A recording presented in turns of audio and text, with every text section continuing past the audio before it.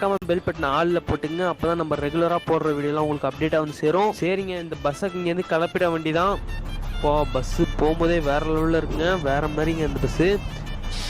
சொல்லப்போனால் அந்த பஸ்ஸே தனி ஃபீல்டு தாங்க ஓட்டுறதே. உள்ளே பார்த்தீங்கன்னா லைட் செட்டிங்லாம் பயங்கரமாக இருக்குது. சாமியை போய் ஏற்றிட்டு நான் உங்களுக்கு லைட் செட்டிங்லாம் போட்டு காமிக்கிறேன். இப்போ ஒரு தடியாக நம்ம வெளில வந்தாச்சு, பஸ் ஸ்டாண்ட்லேருந்து வெளில வந்தாச்சு. இப்போ வந்து சாமிலாம் அங்கே வெயிட் பண்ணிட்டு இருக்காங்க. அவங்கள போய் அழைச்சிட்டு உடனே கிளம்பிட வேண்டியதான். இப்போ டைம் வந்து பார்த்தீங்கன்னா 12 o'clock ஆகிட்டு. இப்போ நம்ம 12:30க்கெலாம் அங்கே போய் டேரெக்டாக நம்ம அழைச்சிட்டு கிளம்பிட வேண்டியதான்.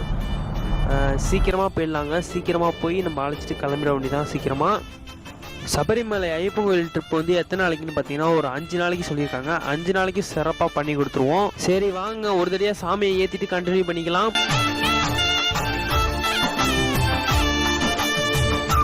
சன்னதியில் கட்டி தந்தானே தானே கடும்பயனும் போக போறோம் தில்லேலேலோ. சன்னதியில் கட்டி தந்தானே நானே நாங்க கடும்பயனும் போக போறோம் தில்லேலேலோ. மார்பினிலே போட்ட மாலை தந்தானே நானே